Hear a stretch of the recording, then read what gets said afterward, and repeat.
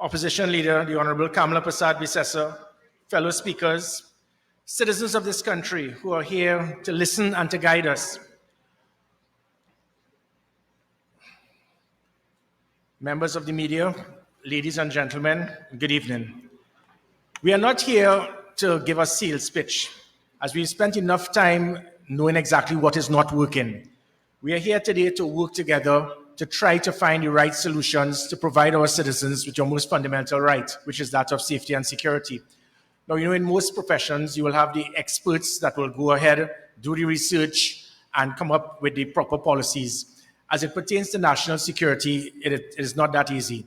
You can have the experts, but what you require is what it is that is happening right now, with persons coming on the floor, listening to you, because the individuals on the ground, you are the ones who are affected. You are the ones who know what is happening. You are the ones that can assist in coming up and formulate a proper national security crime-fighting policy that can assist in reducing crime.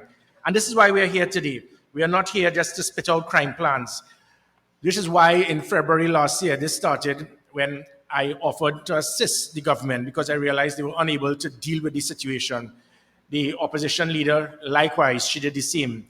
It is unfortunate that other persons would not have the political maturity to understand that you put aside your political party card when it comes to doing what is right for the country. You must always be a patriot before being a politician.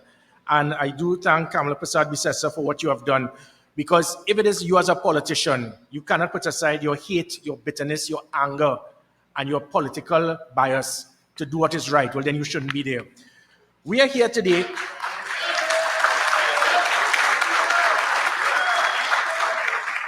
We are here today, as I said, if we want to deal with this situation, the catalyst for crime reduction is the implementation of government policies. Now, there are three different aspects to reduce crime: primary, secondary, and tertiary. When I did my training with criminology at the University of Leicester, they showed us that. So, many people will come and say that we have to stop crime by dealing with society, dealing with parents, dealing with teachers, dealing with the community, and praying to God, as Ula continues to do. But those things, yes, they are important. That is known as secondary crime prevention. Secondary crime prevention is putting systems and tools to turn persons away from a life of crime. Tertiary crime prevention involves the criminal justice system. I can spend the next 45 minutes speaking about the things that would have been achieved from 2010 to 2015 dealing with the criminal justice system by our Ministry of Justice being formed specifically to deal with the problems of recidivism. Because we have a high recidivism rate due to poor rehabilitation and the problems that we have in the criminal justice system.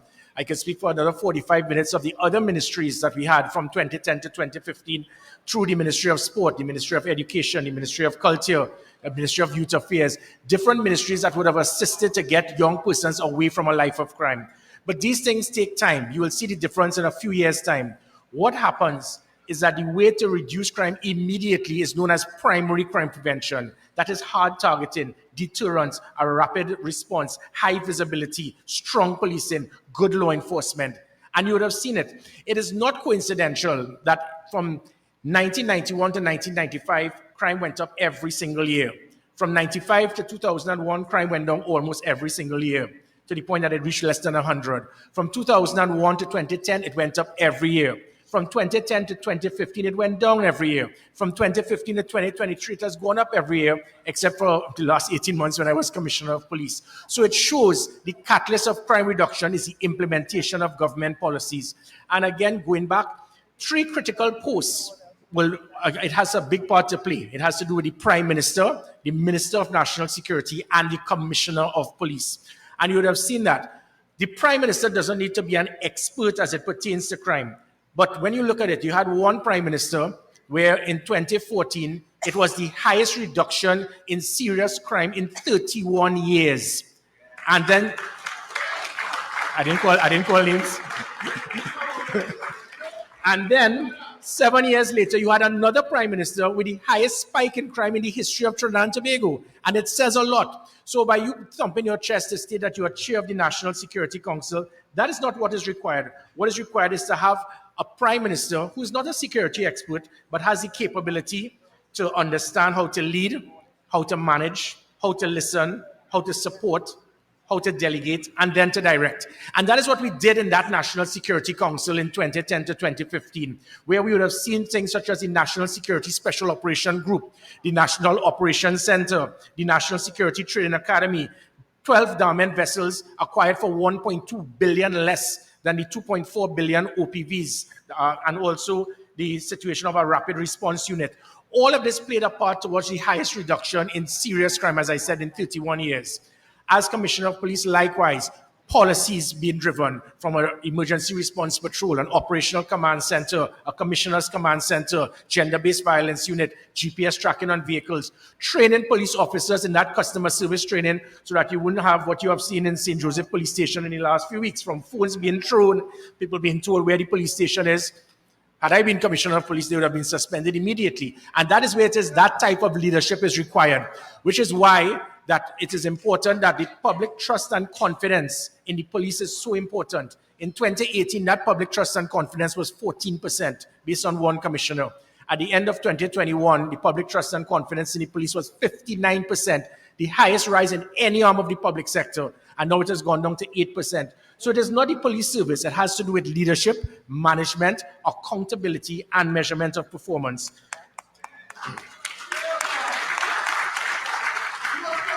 I want to make sure I stay within the 15 minutes before I get roped out. So I just want to say quickly. So we can come up with the policies, the plans, the political will, but there's something that must be done. You have to look at systems that will be taking place right now in Trinidad and Tobago. If we look right now, the majority of murders taking place have been by illegal firearms and by gangs. We could see 3,000 to 4,000 persons have been killed in the last decade by illegal firearms. Yet, the powers that be spend all of their times dealing with legal firearms. And that is where it is, you see sometimes political pettiness has a big part to play in the make or break of crime. When the leader of the opposition decided to speak about stand your ground, let me clarify the importance of that. This was not the nonsense and the lies of persons trying to shoot at someone if they jump in your yard to steal a mango. We are speaking about the present situation and the environment, that if someone breaks into your home with a cutlass and is coming up your steps, you must go and look for a cutlass because they state what? It must be equal force. Total nonsense. It is your right to defend yourself. It is your right to have a firearm if the state is unable to properly protect you. And that is what stand your ground is. It is to make sure that you don't have to second guess. Because you second guess, you would die. And it has proven that these firearms can be critical towards saving lives. And as I go with the policy and the concern, as I said, the gang legislation, it is not working. So what do? We are, right now, the country is drowning in blood. And the policies that we have seen, there have been none in the last 7 years. The present administration, they do not understand. There's no one that's an expert in national security. They don't have the tactical know-how. So if you look at the gangs, as I said, they are no longer just individuals in three-quarter pants. These are organized persons. They're well-structured and they have massive financial support. In other words, these gangs can be referred to now as a small army. They can be referred to as militants. And I'm sure where I'm going with this. This is now a matter that is beyond policing. As the Trinidad and Tobago Police Service, they are not trained to deal with a massive armed conflict, which is why the Trinidad and Tobago Defense Force took over in 1990. I was the youngest officer in the Trinidad and Tobago Defense Force then, so I knew.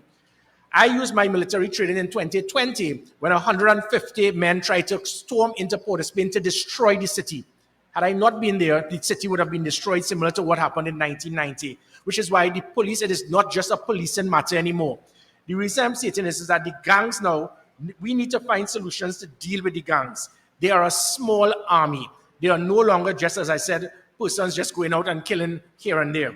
If we look at it from that perspective, we need to understand the meaning of the word terrorism and terrorists. If a person who has an unlawful, as a reason to commit unlawful violence and intimidation, especially to citizens, that person can and should be deemed a terrorist.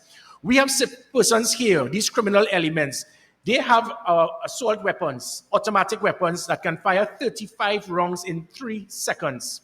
35 rounds in 3 seconds. Let me show what that means. If it is that 5 of them stand up here right now, everyone in this room could be killed in 3 seconds. If that is not a terrorist, I don't know what is.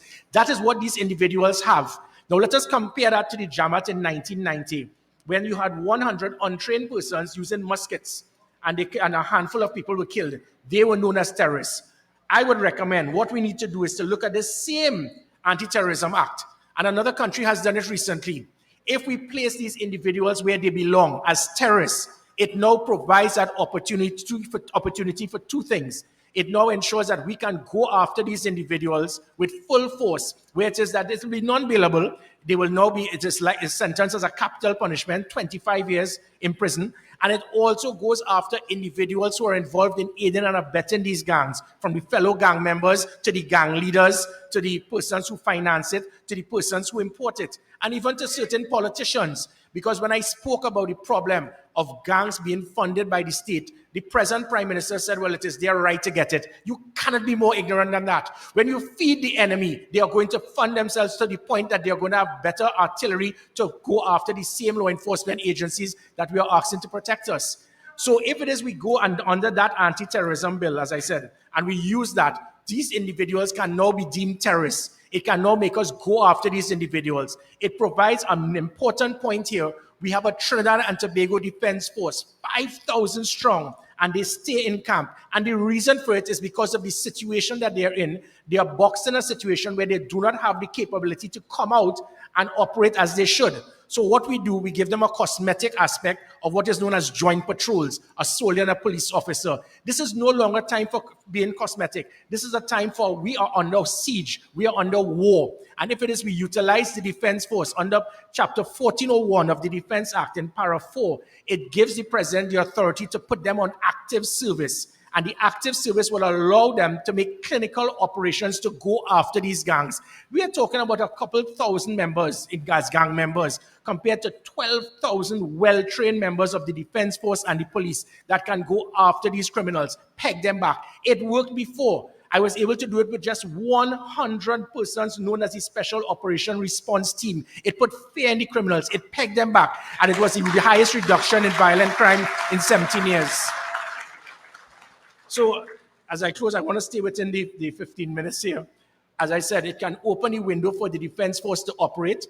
It will now give them the opportunity to be involved in operations. Jamaica, in fact, has the same thing that happens right now. They go along something known as a zone of special operations. That zone of special operations allows the Defense Force to go in there with clinical operations to go after these gang members, these terrorists, these persons who have caused each and every one of you to be fearful. As I close, we can change this. We can transform Trinidad and Tobago. It requires the political will. Unfortunately, if it is that we provide the policy, the programs, the tools, the individuals who are in position right now may not have the capability or may not even want to do it. So two things we can do. We can at least prepare, as we are doing now, by proper dialogue with you, the citizens of this great country. And if it is that those that are in authority who will be leaving office shortly, democratically, do not want to accept it, at least we will be prepared, we will have the foundation. So when we are in that position, we can hit the ground running and we do not need a honeymoon period. I thank you. Thank you, Opposition Leader. And again, so just to close, again, we've heard a lot. I want to give you all the assurance. It can change. I want to re-emphasize. The catalyst for crime reduction is the implementation of government policies. In the last 31 years, every time a certain political party is in government, crime goes up. Anytime another political party is in government, crime goes down. That is a fact. That is not coincidental. And it has to do with the political will, the policies, and the people.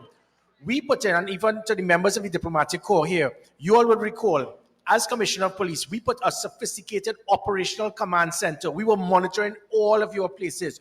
We gave you a hotline in case of any situation. That has collapsed. It shows total disrespect to you, Your Excellencies, that we were looking after you all with an operational command center protecting you and other persons in your embassies. And that is what we have to endure. What we would have seen from 2010 to 2015 was a turnaround, and we pegged back the criminal elements from a national operations center that was recommended by the Commission of Inquiry into the attempted coup. It was coordinating everything. We had a 5-minute response. We had a highway patrol unit. We had an emergency response patrol, a rapid response unit, a national security special operation group, a training academy, GPS tracking on vehicles. We had operation centers in even the divisions that you just spoke about, sir. So we had the people, the training, the technology. We were getting hovercraft, we were getting armored personal carriers, we were getting drones. We got diamond vessels at a cost of $1.2 billion less than 3 defective OPVs that could have done the same thing. We were getting interceptors. I close by telling you it can change, but you need the political will. If those that are in government are unable to provide that, then we are ready to replace them. Well, I'll take a quote by a certain political leader. If you're in government and you cannot solve the problem, then you are part of the problem and you need to go.